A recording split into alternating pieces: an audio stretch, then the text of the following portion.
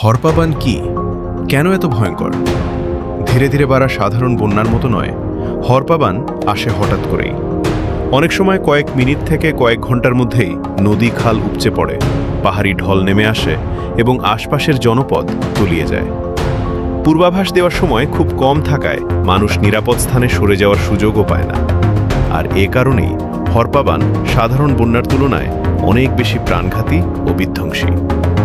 আবহাওয়াবিদদের মতে ভারী বা স্বল্প সময়ের অতিবৃষ্টি, পাহাড়ি ঢল, হিমবাহ ভেঙে বা গলে হঠাৎ বিপুল পরিমাণ পানি নেমে আসা কিংবা প্রাকৃতিক বাঁধ ভেঙে যাওয়ার মতো কারণে মাত্র কয়েক ঘন্টার মধ্যেই যদি বন্যা পরিস্থিতি তৈরি হয়, সেটিকে হরপাবান বা ফ্ল্যাশ ফ্ল্যাড বলা হয়।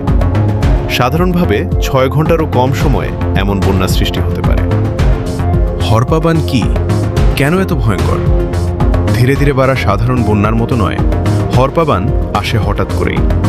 অনেক সময় কয়েক মিনিট থেকে কয়েক ঘন্টার মধ্যেই নদী খাল উপচে পড়ে, পাহাড়ি ঢল নেমে আসে এবং আশপাশের জনপদ তলিয়ে যায়। পূর্বাভাস দেওয়ার সময় খুব কম থাকায় মানুষ নিরাপদ স্থানে সরে যাওয়ার সুযোগও পায় না। আর এ কারণেই হরপাবান সাধারণ বন্যার তুলনায় অনেক বেশি প্রাণঘাতী ও বিধ্বংসী। আবহাওয়াবিদদের মতে ভারী বা স্বল্প সময়ের অতিবৃষ্টি, পাহাড়ি ঢল, হিমবাহ ভেঙে বা গলে হঠাৎ বিপুল পরিমাণ পানি নেমে আসা কিংবা প্রাকৃতিক বাঁধ ভেঙে যাওয়ার মতো কারণে মাত্র কয়েক ঘন্টার মধ্যেই যদি বন্যা পরিস্থিতি তৈরি হয়, সেটিকে হরপাবান বা ফ্ল্যাশ ফ্ল্যাড বলা হয়।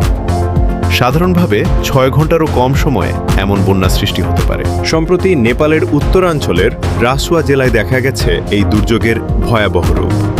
মুহূর্তের মধ্যে সাজানো গোছানো গ্রাম, সেতু, সড়ক এবং বিভিন্ন স্থাপনা প্রবল স্রোতে ভেসে যায়।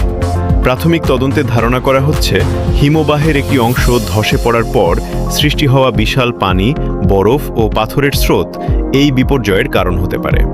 উদ্ধার কাজ এখনও চলছে এবং ক্ষয়ক্ষতির প্রকৃত চিত্র ধীরে ধীরে সামনে আসছে। এই নির্মম রূপ আবারও মনে করিয়ে দিল, পাহাড়ি অঞ্চলে হরপাবান এমন এক দুর্যোগ যা কয়েক মিনিটের মধ্যেই একটি জনপদের চেহারা বদলে দিতে পারে।